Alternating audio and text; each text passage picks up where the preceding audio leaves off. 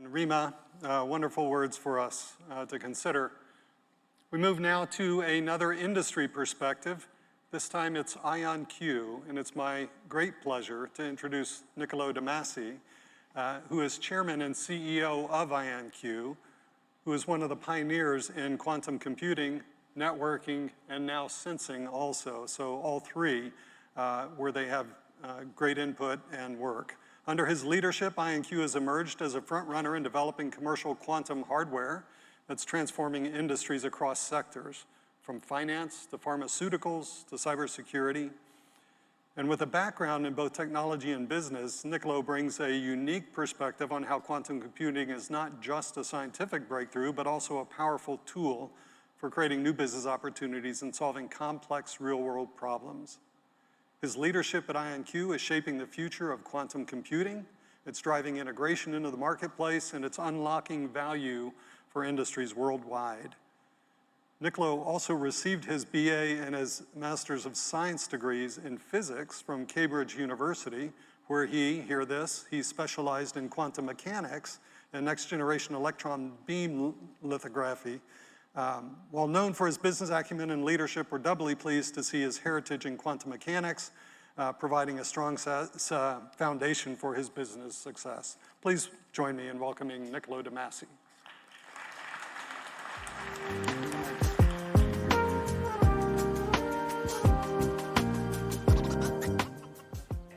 All right, hello everyone. All hear me okay? I have apparently 17 minutes and 45 seconds. And I'm going to use that time to give us all a little bit of perspective on where IonQ has come from, where we are, and where we're going. I'm not going to read the cautionary notes. You guys could have read them at our Analyst Day on Friday if you're really into it. First of all, let me start with a big thank you to all of you as our customers and partners who have trusted us, not just recently, but for many years, in the better part of a decade, since our machines first powered on. We have our friends at the University of Maryland, of course, hosting us, and the Governor Moore. We have our friends from Korea and KISTI and Megazone. We have friends from NVIDIA, who we have done groundbreaking work with this year on things like 20x speedups in partnership with Amazon Web Services and AstraZeneca. And we have, frankly, some of our better friends on both sides of the aisle are companies like EPB.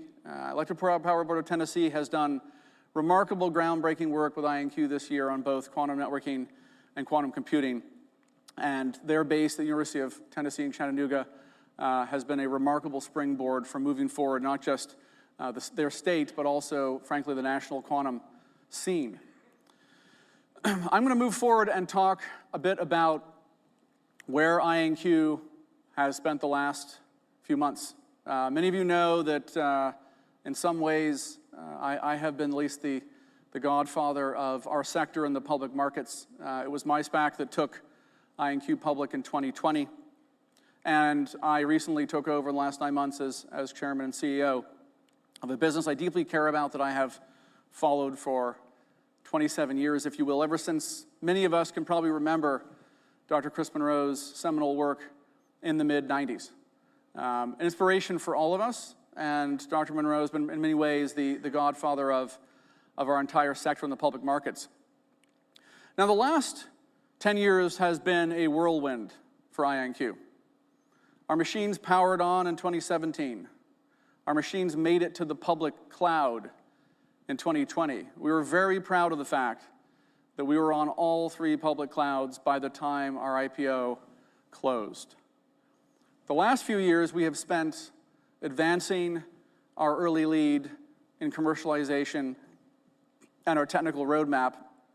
And this year has been marked by quantum commercial advantage examples, both with ANSYS, AstraZeneca, and a number of large language models where we've been able to demonstrate clear speedups, sometimes hundreds of times faster than classical alternatives, but certainly turning a month of work into a day or day and a half is quantum advantage.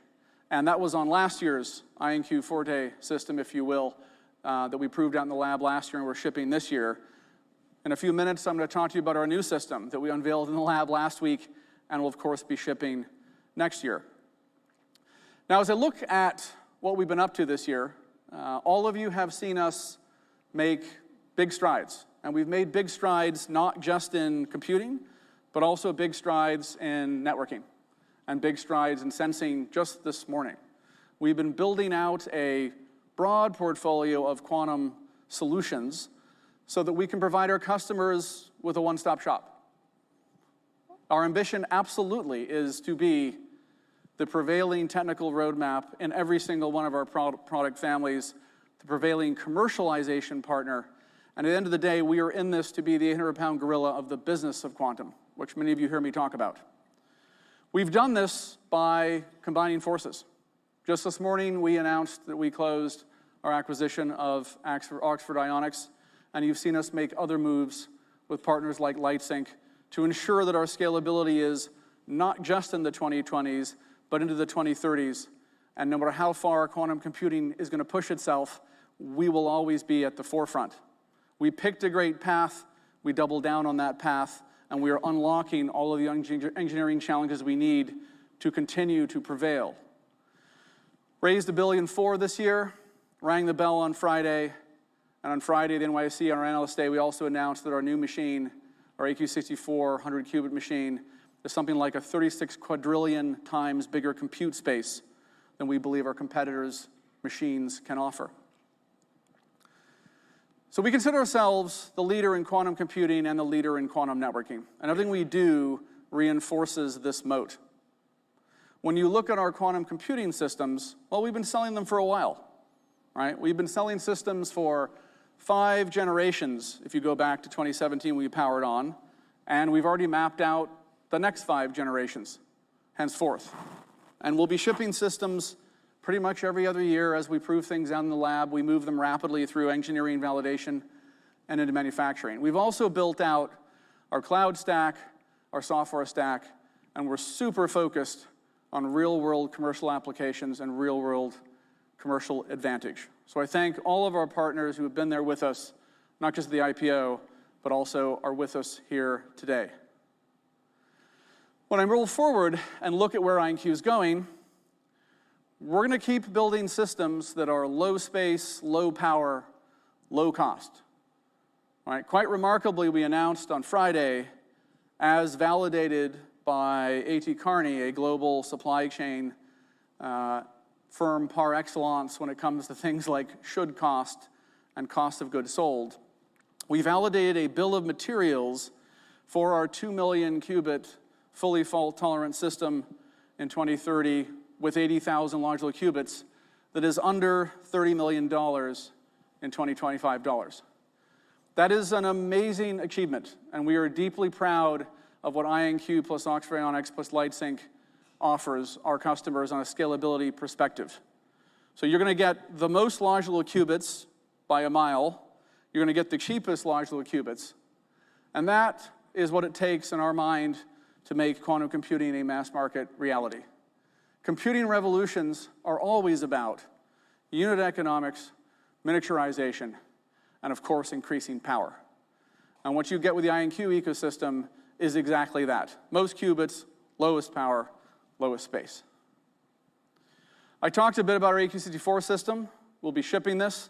The benchmarks are astonishing. I don't think I've seen a 36 quadrillion number before in any corporate presentation in my 14 public companies that I've been chairman or CEO, lead director of. We are immensely proud of this, and I congratulate our entire team for their tireless work in delivering this 5 months early. Because IonQ is a company that does what it says it's going to do. We keep our commitments. We've been a public company most of our commercial life. We set expectations so that they can be met and beaten, and we have done that for the last 4 or 5 years, not just on our technical roadmap, but of course also on our revenue roadmap. This is my friend Chris Balance ringing the bell on Friday with me at the NYSE, and we are deeply proud to have talent pools not only at the University of Maryland, but in fantastic places like Harvard with LightSync, and of course outside Oxford University with Oxford Ionics. This is what our roadmap looks like. We published this on June 9th. Our computing roadmap was published on June 9th, and we talked about our pathway to 80,000 logical qubits and 2 million physical qubits. We're doing that because we have incredible fidelity and incredibly low error rates, and because our machines powered on 8 years ago, and we've been 30 years in the making. Believe it or not, we're not going to stop there. We're going to power on well into the 2030s with our photonic interconnects able to get that logical qubit number someday as high as our physical qubit number. What does this look like from a competitive landscape perspective? Well, some of you probably have seen this since June 9th on our investor website. We believe we're already in the era of early commercial advantage. And IBM's position, Quantinuum's position, IonQ's position that's been publicly stated looks something like this when you scroll forward. We believe that we will be the first player in the era of broad commercial advantage, and we will have years to build our customer ecosystem delivering broad quantum advantage. Because our machines turned on 8 years ago, we've been working on applications a long time. And we announced some of those partnerships that are not classified. Of course, we can't announce a number of them. But we have published a robust application roadmap that I'm not going to run through in detail here, but nevertheless, it's safe to say that every area of applied science is going to be and is already being positively impacted by IonQ's machines. And we're doing that both privately, on-prem, we're doing that through the cloud. I think it's also safe to say that the majority of value in computing revolutions is not identified 3 or 4 or 5 years up front. It is driven by emergent upside and discovery, and we think a lot's going to come around the quantum ML and quantum AI and large language model partnerships that we've also pioneered and demonstrated speed-ups on this year. Now let me spend a couple minutes on our quantum networking business, which is growing rapidly, very exciting, very important, not just for this conference and for this state, but for our government, our national security, and ultimately our national economic security. Cybersecurity is a big problem. I think everybody accepts that cybersecurity and getting hacked is something that we're concerned about as individuals, and we're concerned about as corporate leaders, as business owners, and of course, as our federal government. Today, we are unfortunately vulnerable to nation-state actors who are capturing now, downloading now to decrypt later, as the expression goes. And we're also just vulnerable to classical cybersecurity threats. IonQ is working feverishly to address this, and we have made sizable investments in quantum key distribution through acquisitions like ID Quantique and our friends in Geneva who are here today, and doubling down on that both organically and up into space with moves like our acquisition of Capella. Capella gives IonQ the capability to build not only the world's first QKD network in space, but the first that is connected to the ground. So we can offer our commercial customers secure communications, ground to ground, ground to space to space, and space to ground. And that secure communication capability is not only valuable if you're a large bank or a large telco, but of course, it's a large sovereign capability as well. The future is going to involve probably QKD and PQC, but you're going to need QKD because, as my friend and colleague Marco Pistori always points out to me, it is the only path forward to make sure that our information is not just practically secure, but theoretically secure. Only QKD is theoretically secure. It is not breakable even in 50 years if somebody wants to download now and hope to decrypt in the future. So the world is going to move to a quantum internet. And we're very focused on that quantum internet future with partners like AFRL. Now, we've unlocked a new milestone very recently. We talked a bit about it at our earnings call last quarter. And we're deeply proud of our collaboration with approximately a $100 million contract we have with the Air Force Research Lab in Rome, New York. And we are doing groundbreaking stuff there. It is not just quantum computing, but it's network quantum computing, and it's proving that we can put our quantum network on a standard fiber optic cable and fiber optic network. We've shown that the future is going to run through the quantum internet, and the quantum internet runs through IonQ. Our friends at EPB, I talked a little bit about at the start. They have a quantum network. They have a quantum computer from us. It's the first commercial US quantum computing and networking hub that's ever been built by a very forward-thinking CEO, David Wade, and his team, who built the fastest fiber optic cable network and now are following suit in leading the US and his state forward in both quantum computing and quantum networking. And we're building a commercial hub to develop things that are important to the state, important electric power grid of Tennessee, such as grid optimizations. Already making fantastic progress there that we announced just a few weeks ago. This morning, some of you saw that in addition to closing Oxford Ionics, we've been busy in the sensing space. And I'm delighted to announce that we are on the path to acquire a business called Vector Atomic in California. It is a very exciting addition for our networking business. It's a very exciting business addition that will support our space quantum initiative. It's very important for even elements of our computing scalability and expansion down the line. Sensing, as many of you know, is very much a necessity, and it is something that is here today. Everybody cares about positioning, navigation, and time, not just in our three-letter agencies in the US and in the Five Eyes and in NATO, but they care about the fact that you can do things like discover rare earths and discover new oil fields, and ultimately, most of modern civilization breaks down if you don't have an unhackable GPS when a conflict starts. So IonQ is very proud of the fact that with the addition of Vector Atomics, we now have the most complete quantum platform in the world. We have over 1,000 patents, about 1,100. We've got a similar number of employees around the world at the rate that we're growing. Vector Atomics already had $200 million of government grants, a fantastic set of technology, a fantastic team, and a fantastic set of patents. And these 3 or 4 business pillars, if you will, between space and computing and networking and sensing, gives IonQ the ability to land and expand with all of our customers. And land and expand not just in the state of Maryland, not just with our federal government, but with the Five Eyes, with the EU, with NATO, and beyond. And we're deeply proud of the fact that we have so many amazing physicist entrepreneurs at this company who recognize that together we are stronger. We are going to win in our verticals. We're going to win by connecting our verticals together and offering solutions that nobody else in the world can even fathom. It is a moat that we're deeply proud of, and we're just starting to build. But these cogs are going to spin faster and faster as IonQ's momentum gets building. We're going to deliver continued quantum advantage, more powerful machines, quantum networking ubiquity, quantum sensing ubiquity. And I'm going to finish where I started today, which is by thanking all of you as our partners and customers. There are many of you in the audience that I hope someday will work with us, if you haven't already.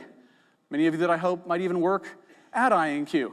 Please come and find us. We are making a home for researchers, engineers, go-to-market professionals, and people that want to build the best and brightest quantum career that one can.